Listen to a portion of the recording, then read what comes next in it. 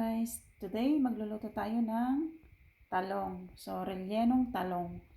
And guys, pinapalambot ko siya sa microwave ng mga 12 minutes. At ito nga guys, yung ating sangkap ng ating lulutuing rellenong talong. Grind pork, carrot, meron tayong green bell pepper at saka onions. So, i-grind natin siya. Itong sangkap nito. So, ito na nga guys yung ating talong. Malambot na yung ang laman ng talong. So, tatanggalin natin kasi isasama natin siya sa ginisa. At igigisa na natin ang ating sangkap guys. So, ang sibuyas. At ang ating carrot at saka yung bell pepper. So, ayan, igigisa natin. At ayan na nga guys yung ating talong. So, natanggal ko na yung laman ng ating talong.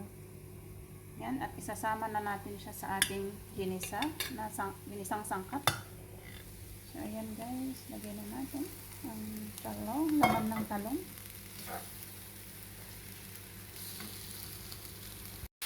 At ito rin yung ating grind pork guys. Sineparate ko siyang ginisa. And later, inimix din natin mamaya. So, ayan na nga guys, yung ating grind pork. So, nagisa na natin. Pwede na natin siyang i-mix sa ating ginisang gulay. So, ito yung gulay natin. Yung carrot, yung bell pepper, onions, at saka yung laman ng ating talong. So, ayan. Pwede na natin i-mix ang ating karne. Mix together na natin. So, ayan nga guys. Na-mix na natin. So, titimplahan natin ng salt, pepper, at saka nilalagyan ko siya ng tomato frito, tomato sauce. Ayan.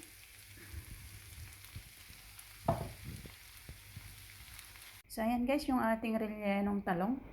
So, pwede na natin siyang ilagay sa oven. Lalagyan lang natin siya ng cheese. Sprinkled lang natin siya ng cheese.